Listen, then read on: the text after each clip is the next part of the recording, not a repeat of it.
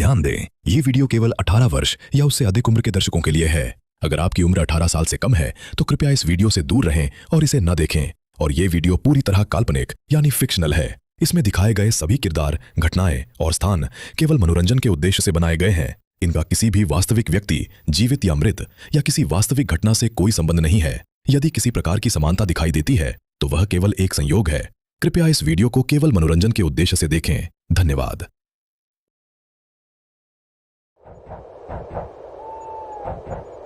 लगभग 10 साल बाद अर्णव एक बार फिर महुआगढ़ गांव की ओर लौट रहा था। बचपन में माता पिता को खो देने के बाद उसकी परवरिश इसी गांव में रहने वाले तारापत शर्मा ने की थी। उन्हीं की बदौलत उसने पढ़ाई पूरी की और बाद में सरकारी नौकरी हासिल कर ली। अब वो वन विभाग में वन सर्वेक्षण अधिकारी के पद पर कार्यरत था। इस बार विभाग ने महुआगढ़ के आसपास फैले जंगलों का सर्वे करने की जिम्मेदारी उसे सौंपी थी। सरकारी आदेश हाथ में आते ही उसके मन में सबसे पहला ख्याल उसी गांव का आया।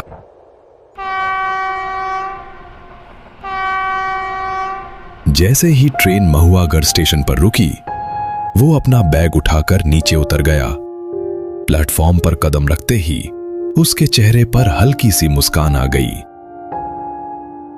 इतने साल बीत गए, लेकिन इस जगह की मिट्टी की खुशबू आज भी वैसे ही है। अजीब बात है, इतना बड़ा स्टेशन और एक भी आदमी दिखाई नहीं दे रहा। क्या मैं बहुत देर से पहुंचा हूं या यहाँ कुछ और ही बात है? स्टेशन से बाहर निकलते ही वही पुराने कच्चे रास्ते, दूर तक फैले खेत और हवा में घुली मिट्टी की गंध, सब कुछ उसे बचपन की यादों में खींच ले गया। लेकिन उन यादों के बीच एक चीज उसे लगातार बेचैन कर रही थी। चारों ओर फैला असामान्य सन्नाटा। गांव तो वही है, लेकिन ऐसा क्यों लग रहा है कि जैसे यहां वक्त ही रुक गया हो।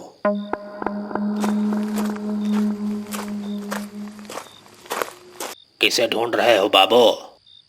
अचानक पीछे से आई आवाज सुनकर अर्णव पलटा। एक दुबला पतला आदमी कुछ ही दूरी पर खड़ा उसे गौर से देख रहा था। नमस्ते, मेरा नाम अर्णव शर्मा है। मैं सरकारी वन विभाग से आया हूँ। जंगल के सर्वे का काम करता हूँ मैं, और इस गांव में तारापत शर्मा रहते हैं। बचपन में उन्होंने ही मुझे अपने बेटे की तरह पाला था। सोचा इतने वर्षों बाद उनसे भी मिलता चलूं। तारापत शर्मा का नाम सुनते ही उस आदमी के चेहरे के भाव एक पल के लिए बदल गए। वो कुछ देर तक अर्णव को देखता रहा, फिर हल्की मुस्कान के साथ बोला, अच्छा, तो आप ही अर्णव हैं। चलिए, मैं आपको उनके घर तक पहुंचा देता हूं। इस रास्ते से पहली बार आने वाला आदमी अक्सर भटक जाता है। अर्णव ने बिना ज्यादा सोचे उसकी बात मान ली। दोनों गांव की पगडंडी पर धीरे धीरे आगे बढ़ने लगे।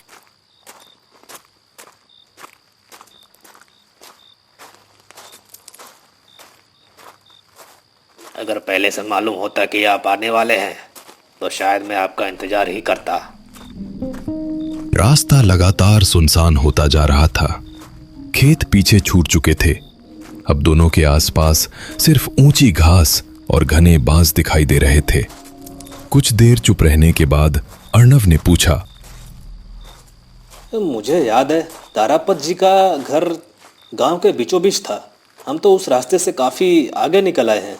क्या कोई दूसरा रास्ता है? रास्ते बदल जाते हैं बाबू, कभी कभी मंजिल वहीं रह जाती है। कम से कम कोई बैलगाड़ी या सवारी तो मिल जाए।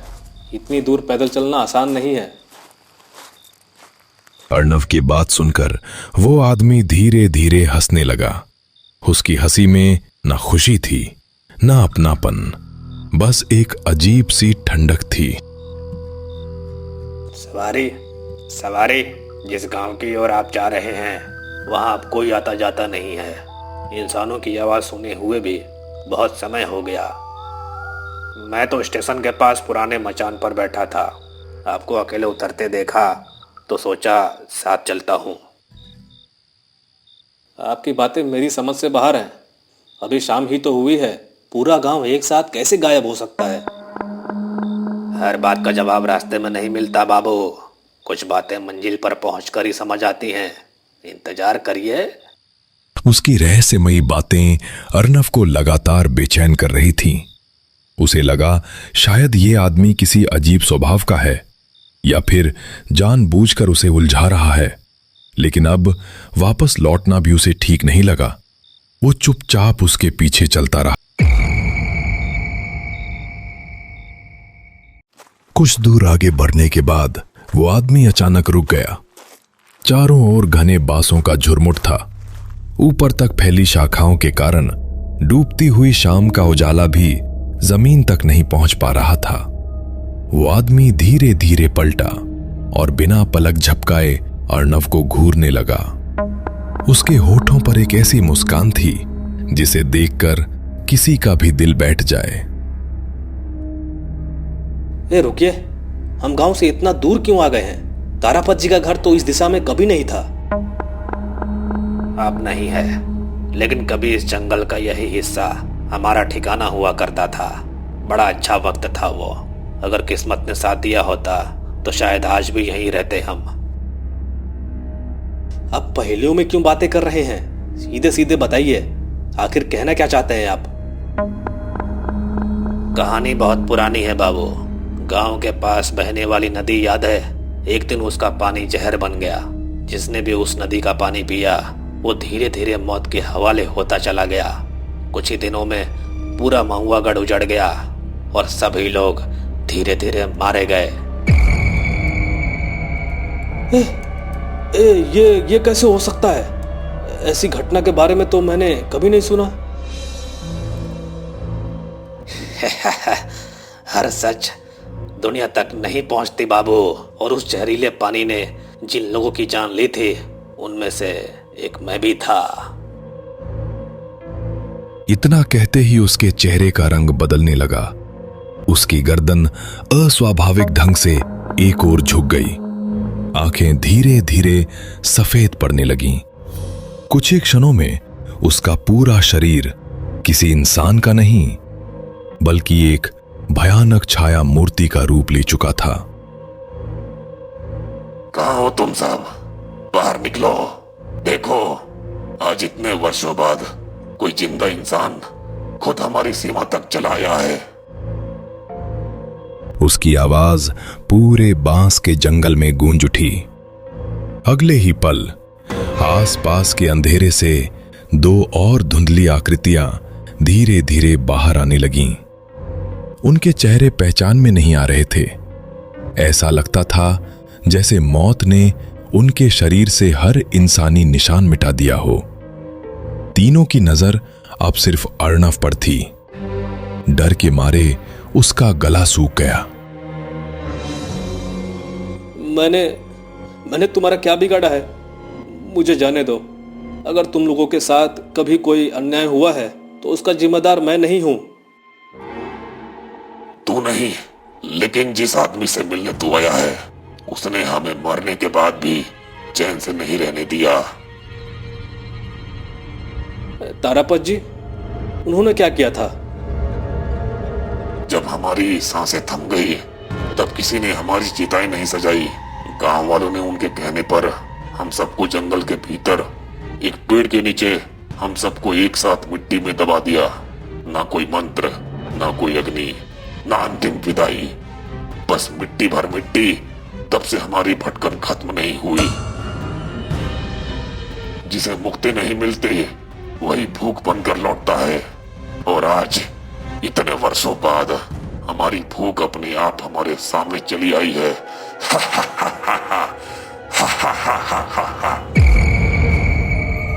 इतना सुनते ही तीनों छायाएं धीरे धीरे अर्नव की ओर बढ़ने लगीं।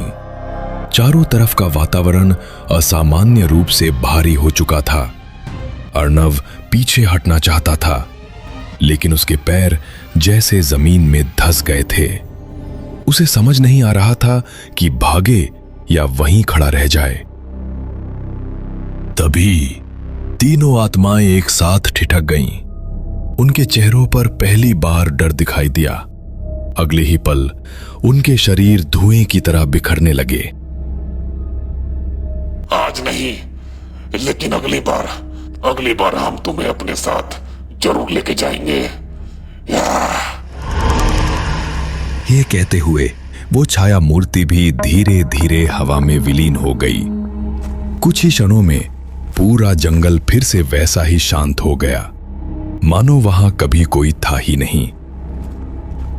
उसी समय दूर अंधेरे में एक हल्की पीली रोशनी टिमटिमाती दिखाई दी। वो रोशनी धीरे धीरे उसकी ओर बढ़ने लगी। कुछ ही देर बाद हाथ में लालटेन लिए एक आदमी उसके सामने आकर रुका और बोल, बाबू, सुन रहे हैं ना? आपको कहीं चोट तो नहीं लगी? नहीं नहीं, मैं ठीक हूँ। लेकिन अभी कुछ देर पहले यहाँ 2 नहीं शायद 3 अजीब लोग थे। वो लेकिन इंसान नहीं थे। आखिर वो सब कौन थे? उनका नाम लेना भी ठीक नहीं समझता मैं। रात गहराते ही वे इस जंगल के आसपास भटकते रहते हैं। जिसे अकेला पाते हैं उसे वापस लौटने नहीं देते। लेकिन आपको मैंने पहले कभी नहीं देखा। क्या आप किसी काम से इस गांव आए हैं? अर्णव ने गहरी सांस ली और अपना परिचय देना शुरू किया। उसने अपनी सरकारी नौकरी, जंगल के सर्वे का काम और वर्षों बाद महुआगढ़ आने की पूरी वजह माधव को बता दी। सब सुनते ही उस आदमी के चेहरे पर हैरानी साफ दिखाई देने लगी। क्या कहा आपने? आप अर्णव बाबू हैं? तारापत बाबू के वही? अरे, ये बात पहले क्यों नहीं बताई? अगर मैं थोड़ी देर और पहुंचता तो आज अनर्थ तय था। मेरा नाम माधव है। बरसों से तारापत बाबू के साथ ही हूं। आइए, देर मत कीजिए। वो आपका इंतजार करते करते थक चुके हैं।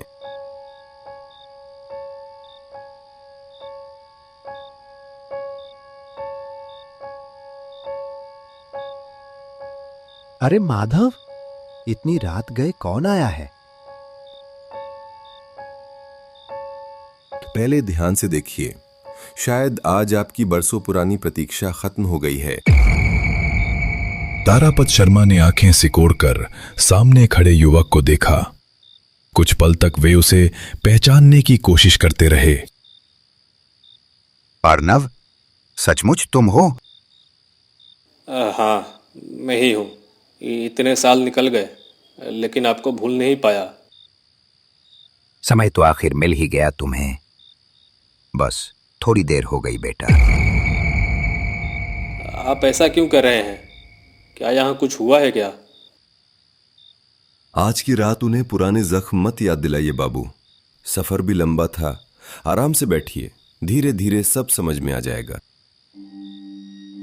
मुझे अफसोस है, नौकरी की वजह से चाहकर भी कभी आ नहीं सका। वन विभाग का काम ही ऐसा है कि कई कई महीनों तक जंगलों में रहना पड़ता था।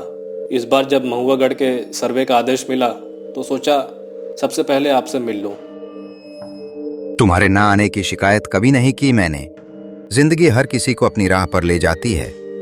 लेकिन अगर तुम कुछ वर्ष पहले इस गांव में लौट आते तो शायद बहुत से सवालों के जवाब मिल जाते। बहुत से लोगों की आखिरी इच्छा अधूरी न रह जाती। मैं कुछ समझा नहीं। आखिर इस गांव में ऐसा क्या हुआ था? जिस नदी ने बरसों तक इस गांव की प्यास बुझाई, एक दिन वही नदी मौत बनकर बहने लगी। किसी को समझने का मौका ही नहीं मिला कि पानी में जहर कहां से आया।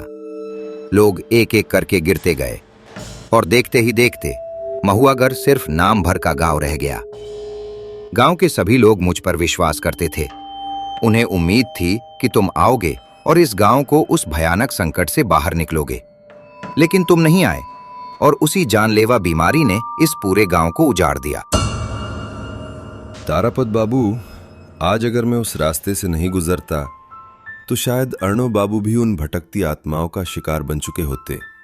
मैंने अपनी आंखों से देखा, वे लोग इन्हें चारों तरफ से घेर चुके थे। शुक्र है कि मैं समय रहते वहां पहुंच गया। मैं आज तक ऐसी डरावनी घटना से कभी नहीं गुजरा। लेकिन एक बात मेरी समझ में नहीं आई, वो लोग आखिर थे कौन और मुझे देखते ही इतने क्रोधित क्यों हो गए? कभी वे भी इसी गांव के रहने वाले थे, लेकिन सीधी राह पर चलना उन्हें कभी मंजूर नहीं था। चोरी, लूट, राह चलते लोगों को डराना, यही उनका काम था। जंगल के उसी हिस्से में उन्होंने अपना ठिकाना बना रखा था। उन्होंने मुझसे कहा आपकी वजह से ही उन्हें आज तक शांति नहीं मिली। क्या सचमुच ऐसा हुआ था? और इन सब की वजह आप थे? अर्नव का सवाल सुनते ही तारापत शर्मा ने गहरी सांस ली। उनके चेहरे पर पछतावे की लकीरें साफ दिखाई देने लगीं। जब नदी का पानी जहरीला हुआ तो किसी को संभलने का मौका ही नहीं मिला। हर दिन कई कई लोग मर रहे थे। गांव वालों के सामने सबसे बड़ी परेशानी ये थी कि इतने शवों का अंतिम संस्कार कैसे किया जाए। उस समय हालात इतने बुरे थे कि श्मशान तक पहुंचाना भी आसान नहीं था और ना ही वो जगह था। मैंने गांव वालों से कहा, उन्हें जंगल के भीतर उस सूखी पहाड़ी के पीछे दफना दो। सोचा था हालात सामान्य होने पर उनका विधिवत संस्कार करवा दूंगा, लेकिन वो दिन कभी आया ही नहीं। लेकिन एक बात समझ में नहीं आई, अगर पूरा गांव खत्म हो गया तो आप और माधव कैसे बच गए? आखिर उस रात हुआ क्या था? अर्नव का सवाल सुनकर कुछ क्षणों के लिए पूरा बरामदा बिल्कुल शांत हो गया। तारापत शर्मा ने माधव की ओर देखा और फिर धीरे से नजरें झुका ली। ऐसा लगा जैसे वे उस सवाल का जवाब देना ही नहीं चाहते। आज नहीं, आज बहुत लंबा सफर करके आए हो। थके हुए मन से सुनी गई बातें अक्सर बोझ बन जाती हैं।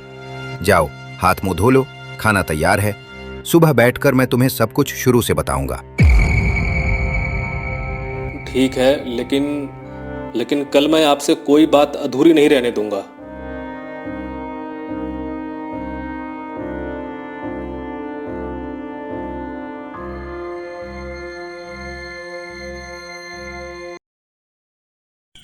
सुबह जब अर्नव की आंख खुली तो उसे सबसे पहले कुछ अजीब महसूस हुआ। जिस कमरे में वो रात को सोया था वो अब वैसा बिल्कुल नहीं दिख रहा था। जिस चारपाई पर वो लेटा था उसकी लकड़ियां जगह जगह से टूट चुकी थीं।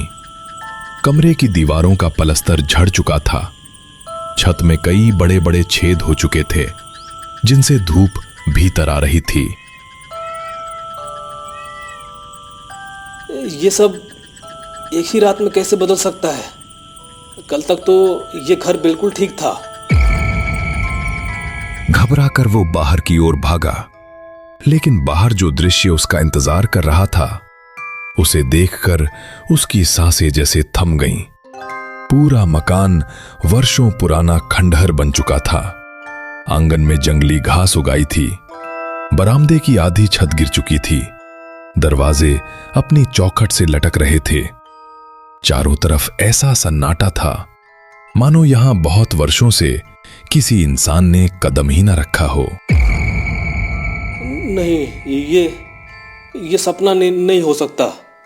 कल रात मैं यहीं बैठा था, तारापत जी यहीं थे और माधव वो भी तो यहीं था। शायद तारापत शर्मा अपनी आखिरी अधूरी जिम्मेदारी पूरी करना चाहते थे। वे चाहते थे कि अर्नव अपनी आंखों से महुआगढ़ की सच्चाई देखे और आप उन लोगों को कभी न भूले जिन्होंने उसे बचपन में अपना बना लिया था। अर्नव ने खामोशी से उस टूटे हुए घर की ओर आखिरी बार देखा, फिर अपना बैग उठाया और बिना पीछे मुड़े वहां से चल पड़ा।